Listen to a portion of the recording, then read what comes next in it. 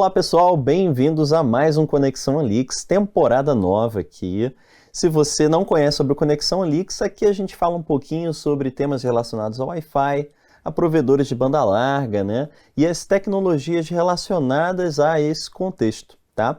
Hoje a gente vai trazer aqui um tema interessante, um tema um pouco mais profundo, mas que é de curiosidade aí de muitos, tá? A gente vai fazer um apanhado, né, da estrutura da internet, tá? Vamos falar aí de AS, de BGP, de PNI, também de cache local, de PTTs, enfim, é bastante sigla.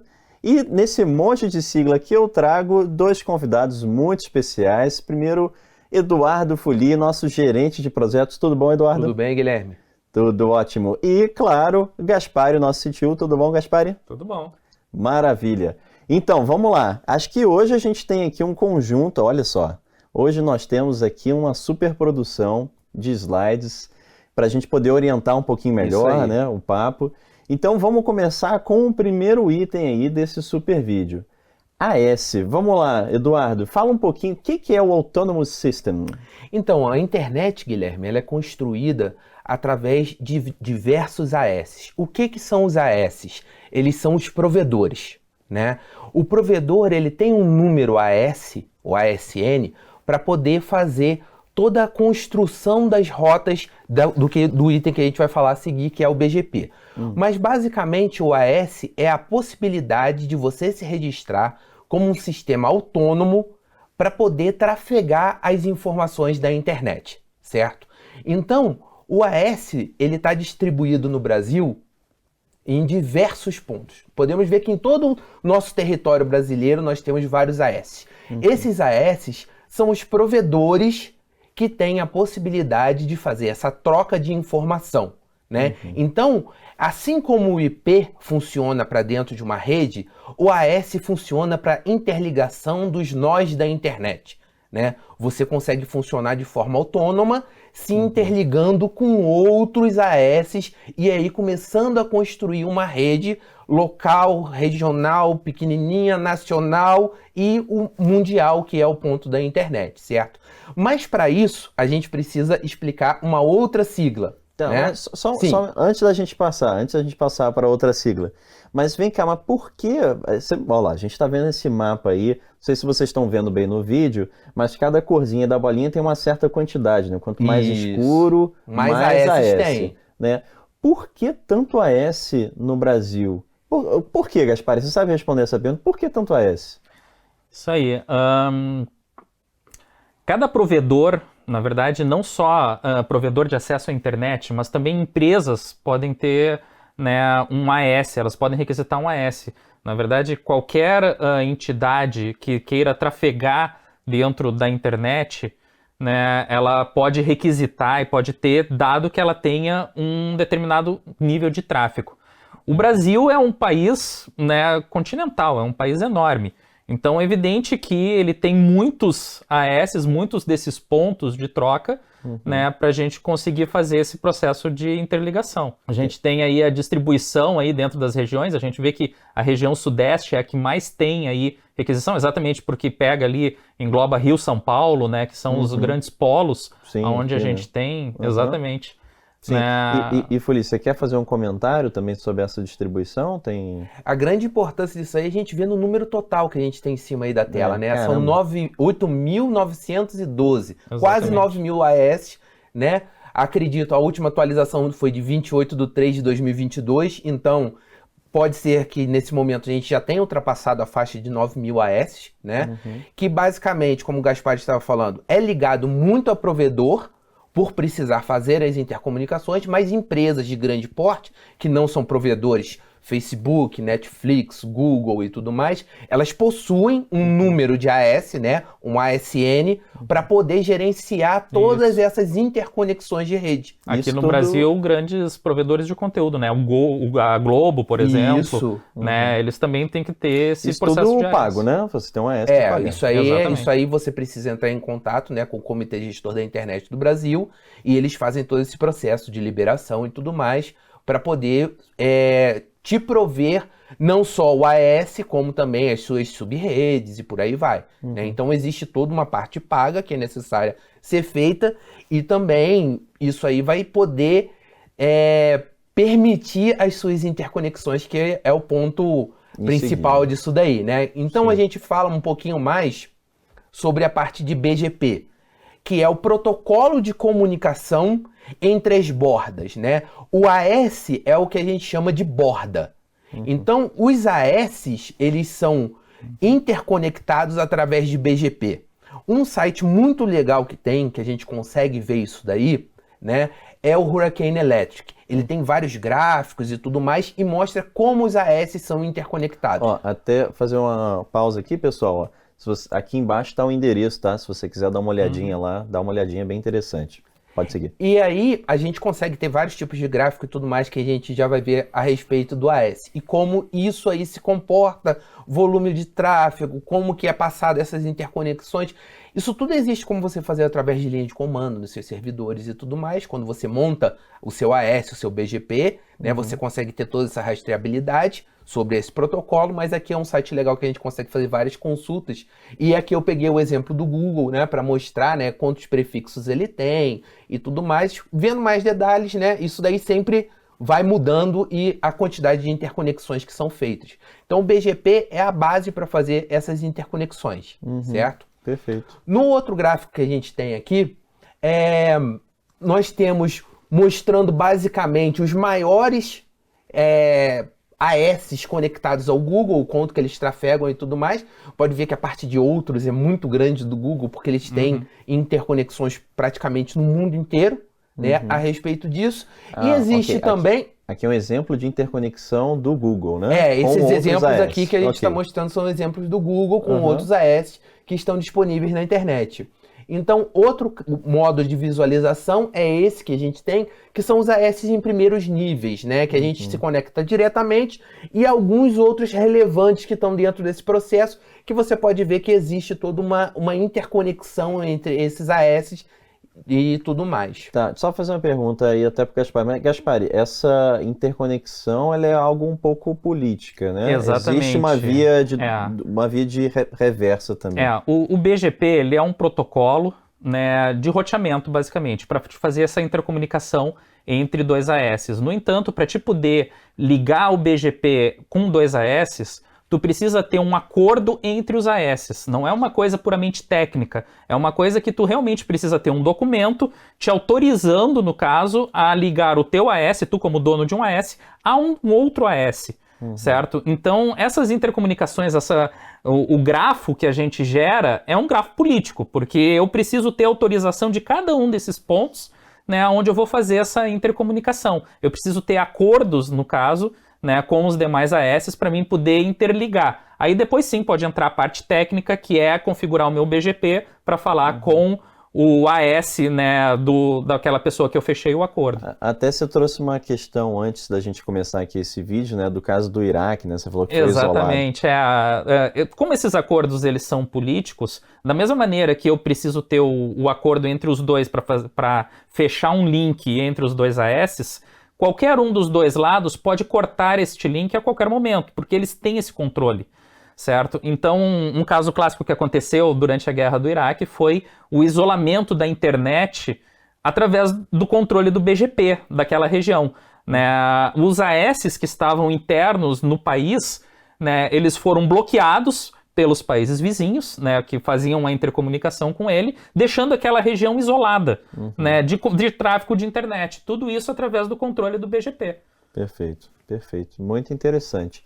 Então, Eduardo, você quer seguir um pouquinho? Sim, interessante isso tudo, né, é que a gente começa a pensar na formação da rede, né? Como que acontece essa formação da rede, como que o link do seu provedor, né, é composto, quais são as suas formas de interconexão. E uma principal, né, a primeira busca que a gente tem é conseguir melhorar os custos, né, de utilização de link, os gastos com isso tudo, conseguindo formas mais simples de se trafegar, né? Então, a primeira interconexão que a gente tem, que pegando o exemplo do Brasil, né, é o PTT.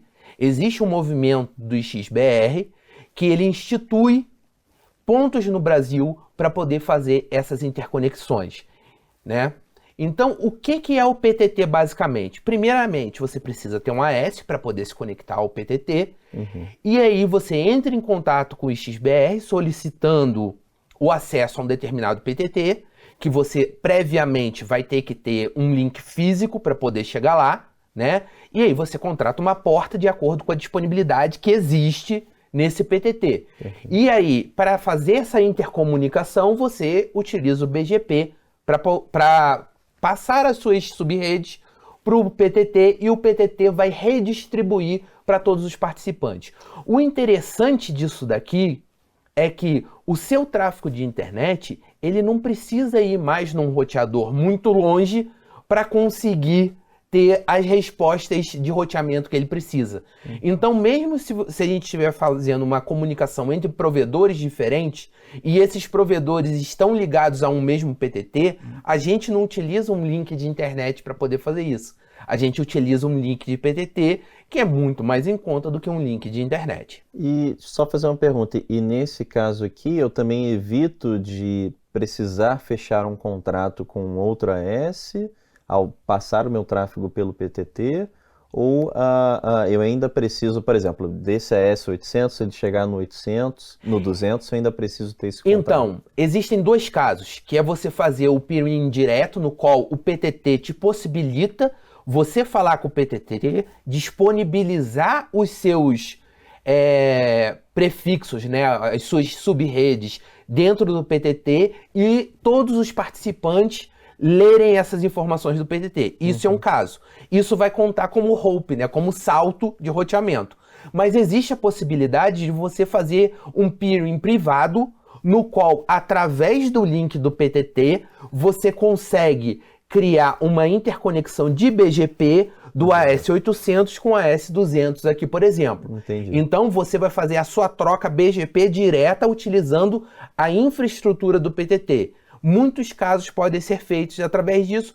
Basicamente, você diminui a quantidade de hopes, né? Você tem um TTL menor e tudo mais. Você não vai conseguir velocidades maiores porque é limitado pela porta que você tem no switch do PTT. Mas todo esse tráfego ele vai ser mais facilmente tagueado, né, para poder chegar entre esses dois AS. Perfeito. Então são esses dois formatos que existem para a gente poder fazer no PTT, certo? Certo. Então, aqui é legal que a gente mostra todos os pontos, né? Atualmente, né, novamente falando, nesse vídeo, 34 PTTs no Brasil. Cresceu bastante nos últimos tempos devido a toda a demanda de tráfego de internet, que toda a mudança que nós tivemos na forma de trabalho gerou, né?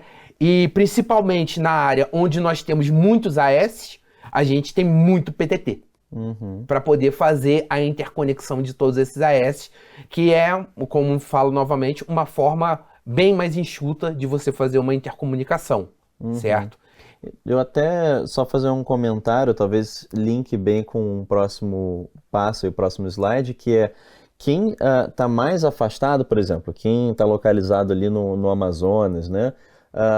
Tem um PTT ali, né, que a gente está visualizando.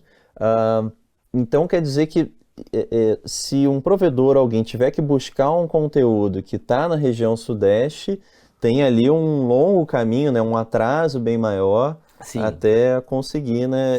E talvez isso possa ser reduzido com o que você vai falar a seguir. Sim, com certeza. Mas a gente pode pegar um exemplo aqui que normalmente você está trocando mensagem, você está vendo informações de coisas que são próximas a você. Normalmente você conversa com familiares que estão no mesmo estado, né? Pessoas que, se bobear, nem saem de dentro do próprio provedor.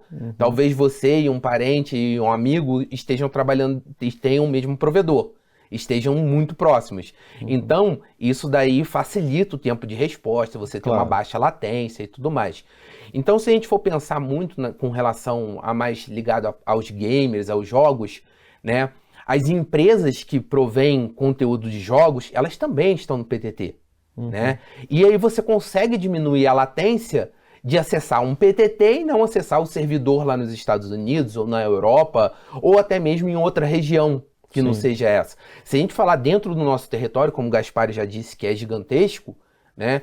Se eu preciso ir a São Paulo, né, para consumir um conteúdo e esse conteúdo está disponível no PTT Fortaleza, por exemplo, ele vai ser muito mais rápido. Fortaleza e Rio Grande do Norte, né, Natal, são os principais pontos de chegada de cabos submarinos no Brasil.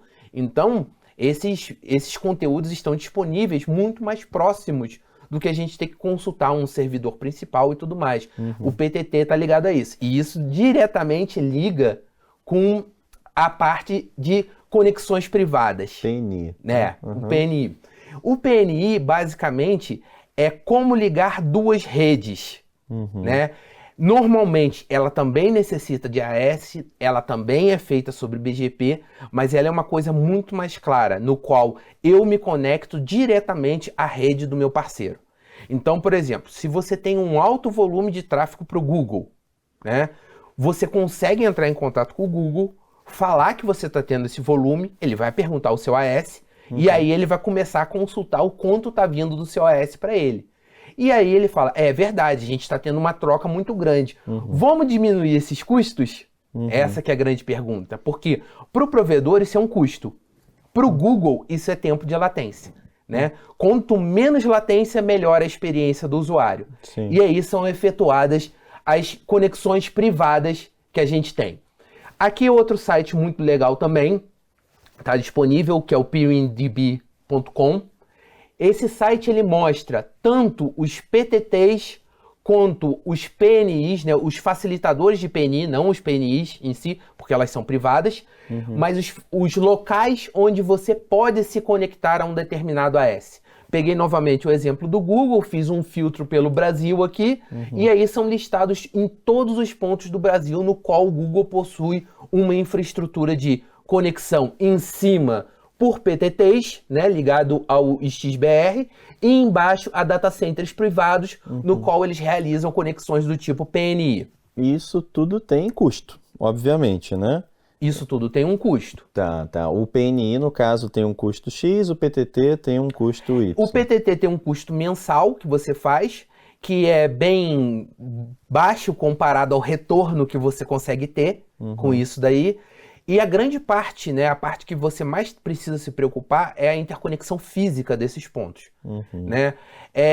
Alguns casos do PNI a gente tem gratuito, dependendo do interesse entre as redes.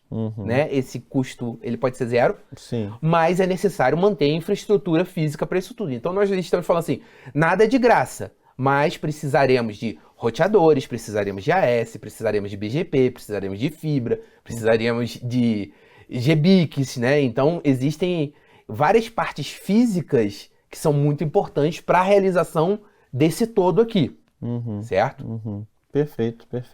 E nós temos mais uma outra parte. Aqui eu chamei de cache local, mas a gente pode também falar que isso aí é um nó de CDN, né? Que a gente vê. Basicamente, eu peguei o exemplo do Netflix, que é um caso legal que a gente pode falar de todo esse processo, né? De como isso aí tudo acontece e de todas as formas. Porque o Netflix, se a gente consultar lá no PeerInDB, ele está presente nos PTTs, né? E você também pode ter a possibilidade de um cache local, dependendo da sua quantidade de tráfego. Então, Cache local, no caso, é uma máquina. Uma máquina dedicada dentro da sua infraestrutura, né? A gente está mostrando aqui nesse desenho que esse X site é como se fosse o local de interconexão, né? O local do PTT. Então, X em inglês, né, é Internet Exchange, Interconnection Exchange, e esse local é traduzido para o português é o PTT. E ele possui servidores lá dentro. Ele possui uma interconexão com servidores lá dentro. Ou seja, a sua infraestrutura através do PTT vai falar com o Netflix, dependendo de qual PTT ele esteja conectado. Mas quando o seu tráfego com o Netflix aumenta muito, os seus clientes estão vendo muito Netflix, ele passa a ter a possibilidade de você solicitar uma máquina para eles. E aí vocês entram em contato com o Netflix e eles mandam uma máquina para você colocar no seu site local. Também é necessário ter AS, todas as configurações de BGP, IP públicos livres e tudo mais. E aí o que acontece? Uma série que ela está sendo muito assistida, né? ele não precisa ir toda hora lá no PTT pegar a série. Ele simplesmente vai no seu site, no seu provedor e solicita essa série dali de dentro. Então, normalmente, quando você está falando, poxa, vizinho, você já viu essa série no Netflix? Você está instigando ele a consumir um conteúdo que está localmente, né? Se não existisse o cache local, ele teria que ir lá fora no PTT, ou se nem houver... Ou até mais longe. Ou até mais longe, alguém em algum outro AS que tenha a interconexão, ou em até algum outro servidor que tenha isso, aí vai depender da sua estrutura de rede, e aí conseguir trazer todas essas informações. Então, quando você coloca um cache, né, no caso do Netflix eles chamam de OCA, você coloca isso dentro do seu site, né, você coloca na borda do seu site, esse cara fica presencialmente, você não vai estar consumindo PTT, você não vai estar consumindo link, você não vai estar consumindo nada disso, tá tudo localmente. Ou seja, tem um ganho financeiro Um também. ganho financeiro bem grande. E para o Netflix te mandar essa máquina, né, ela tem o ganho de que os clientes Netflix vão estar tendo um serviço muito mais rápido. Perfeito, né? perfeito. E aí, agora eu vou fazer um paralelo aqui até para o Gaspari. Então, assim, o Eduardo aqui viu, né, uma questão de você ter essa habilidade do provedor ter essa habilidade de concentrar mais o tráfego, né, dependendo do tamanho do consumo que ele tenha, né, para, enfim, esse serviço ficar melhor, né, e o provedor ter economia de tráfego, né, enfim, os clientes deles estão mais satisfeitos, né. Sim. Mas existe um paralelo que parece que vale muito a pena você investir para interiorizar, digamos assim, localizar mais o seu tráfego. O que eu trago para você, a pergunta, Gaspar, existe então esse fato que só vale a pena investir para você localizar? Por exemplo, eu penso muito nos gamers, né? Isso tudo acho que joga um pouco contra com determinados conteúdos que você consome, né? A interiorização, aqui a gente está falando de redes de cache. Redes de cache é de um conteúdo já pré-gerado, na maioria das vezes. Quando a gente está falando aí de gamers, né, ou até mesmo, né, quando tu faz videoconferência, coisa assim, são conteúdos que são gerados naquele momento, são conteúdos que precisam ser absorvidos naquele momento em que ela é gerado, né, para te ter, por exemplo, uma baixa latência. Quando tu está fazendo uma videoconferência com alguém nos Estados Unidos, né, tu não vai adiantar tu passar pelo cache. No entanto, a tua topologia de interconexão com os PTTs, os IX, né, é muito importante para te conseguir reduzir essa latência. Né? Então, quanto mais próximo eu tiver, por exemplo, de um servidor, né, da empresa, né, que produz aquele jogo, que trabalha com aquele jogo, menor vai ser a minha latência. Né? E aí, nesses casos, né, a gente não tem como fazer cache local. Aí o que vai importar mesmo é realmente essa intercomunicação. Quanto menos hops, né? Quanto menos saltos a gente tiver, melhor. Com certeza. Perfeito. E aí, Guilherme, para finalizar todo esse processo, deixamos aqui alguns links, né? Toda a parte de AS, BGP, a compra de IPs e tudo mais, a gente tem toda essa... E a inserção, né? A adesão aos PTTs, você entrando em contato com o XBR, eles te provêm isso. E os 3 principais geradores de conteúdo que têm uma certa facilidade de se falar, né, que é a Netflix, Google e Facebook, então os links de peering. Então todas essas 3 modalidades, né, que nós passamos por aqui, todos eles dispõem dessas 3 modalidades e oferecem serviços dependendo da quantidade de tráfego que você tenha com esses provedores de conteúdo, certo? Perfeito, perfeito. Gente, foi um aulão aqui, né? Bastante conteúdo, né? Um vídeo mais extenso, mas acho que foi muito legal, né? Foi muito bom.